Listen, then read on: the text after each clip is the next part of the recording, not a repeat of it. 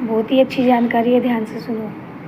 सप्ताह में 7 दिन होते हैं, तो संडे के बाद मंडे, मंडे के बाद ट्यूसडे, ट्यूसडे के बाद वेडनेसडे, वेडनेसडे के बाद थर्सडे क्यों आता है भाई? और ये तो पूरी दुनिया मानती है ना। अब आप बताइए, अगर कोई लॉजिक इस बात का हो, संडे पहले आना समझ में आता है, सबसे प्रमुख ग्रह।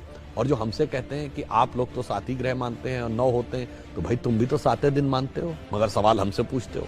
चलिए, अगर सूर्य सबसे बड़ा ग्रह है और साइज के हिसाब से होना चाहिए था, तो उसके बाद दूसरे नंबर का ग्रह बृहस्पति है साइज में, फिर तीसरे नंबर का शनि है, तो संडे के बाद थर्सडे आना चाहिए था, उसके बाद सैटरडे आना चाहिए। यदि सूर्य से डिस्टेंस में देखें तो नियरेस्ट वेडनेसडे है, तो संडे के बाद बुध है, तो संडे के बाद वेडनेसडे आना चाहिए था। परंतु ऐसा क्यों होता है? उसका कारण विशुद्ध भारतीय ज्ञान, जो भारत की वैदिक ज्योतिष है, जिसमें एक चीज होती है होरा।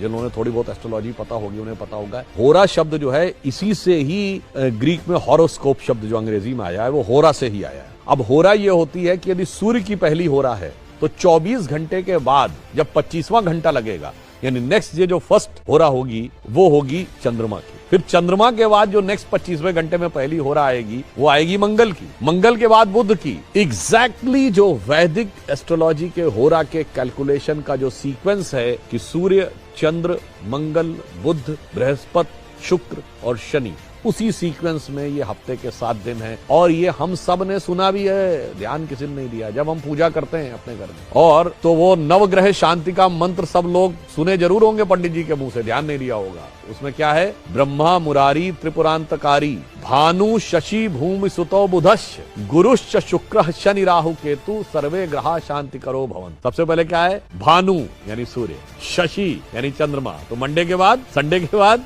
मंडे, भूमि सुतो मंगल, देन ट्यूसडे, बुधश्च, गुरुश्च शुक्र शनि।